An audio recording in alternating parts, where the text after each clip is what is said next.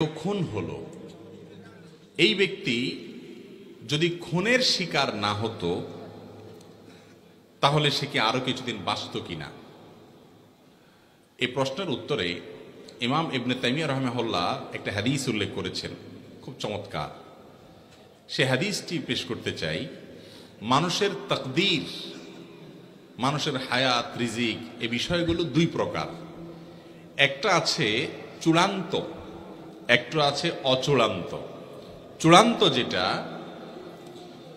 এই চূড়ান্ত হায়াতটার মানে হলো মানুষ টোটাল এই পরিমাণ হায়াত সে পাবে। আরেকটা হলো অচূড়ান্ত, অর্থাৎ শর্ত সাপেক্ষ। এই কাজটা করলে তার এতদূর হায়াত হবে, এটা না করলে এতদূর হবে। এটা হলো অচূড়ান্ত। কোনো মানুষ যদি কারোর হাতে খুন হয়, মারা যায়, এই লোকটা তার হায়াত এতটুকুই ছিল যে খুন হয়ে গেছে, নাকি আরো কিছুদিন ছিল, খুন করে বেচারাকে হায়াতটা কমাই দিছে? এর উত্তর হলো তার হায়াত অতদিনই ছিল, তার হায়াত অতদিনই ছিল। এখন প্রশ্ন হবে, তাহলে খুনির দোষটা কি? তার হায়াত শেষ হয়ে গেছে, তার দুনিয়া থেকে যাইতে সে আরো সহযোগিতা না করলো, টাইম তো শেষ, তার তো যাইতেই হবে। তাহলে তারে খুন করে তার টাইম অনুযায়ী যাওয়ার পথটা সুগম করে দিছে, এমন কি দোষ করছে সে? ব্যাপারটা এরকম হয় না?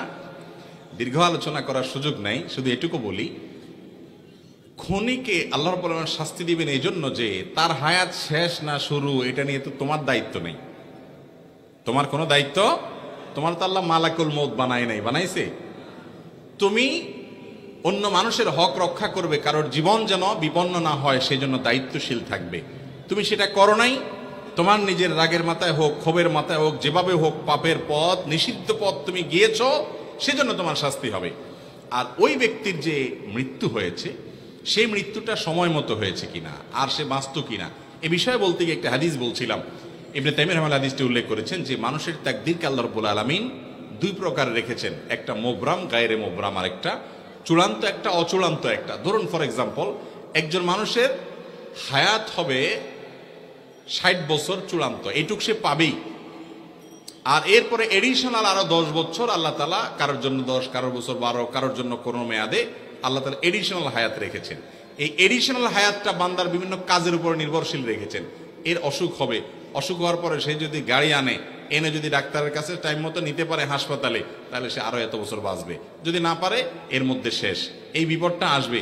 যদি হয় তাহলে সেক্ষেত্রে সে এখনই শেষ হবে, যদি না হয় সে এতদিন বাঁচবে।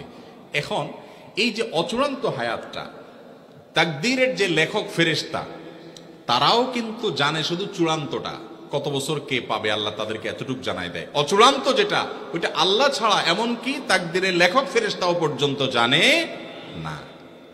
কিন্তু এই যে চূড়ান্ত অচূড়ান্ত বলছি, ওটা আমাদের দৃষ্টিকোণ থেকে, আমাদের দিক থেকে, এই দিক থেকে যখন তাকাবেন, আল্লাহ রাব্বুল আলামিনের কাছে অচূড়ান্ত বলতে কোনো কিছু, বান্দার যোগ বিয়োগ করে, প্লাস মাইনাস করে, কি হবে না হবে, গাড়ি টাইম মতো আসবে কিনা, ডাক্তার টাইম মতো আসবে কিনা, এই লোক খুন করবে কিনা, খুন করতে গিয়ে খুন হয়ে যাবে কিনা, নাকি বেঁচে যাবে, কি হবে, কোথায় গিয়ে দাঁড়াবে, তার টোটাল ফিগার কি দাঁড়াবে, তার সব কিছু আল্লাহ তাআলার কাছে জানা আছে। কথা কি বুঝাইতে পারছি? তো খুনিকে আল্লাহ রাব্বুল আলামিন শাস্তি দিবেন তার অপরাধের কারণে, নিষিদ্ধ পথে পা বাড়ানোর কারণে, আর সেজন্য সে শাস্তি পাবে। আল্লাহ তাআলা আমাদেরকে বুঝার তৌফিক দান।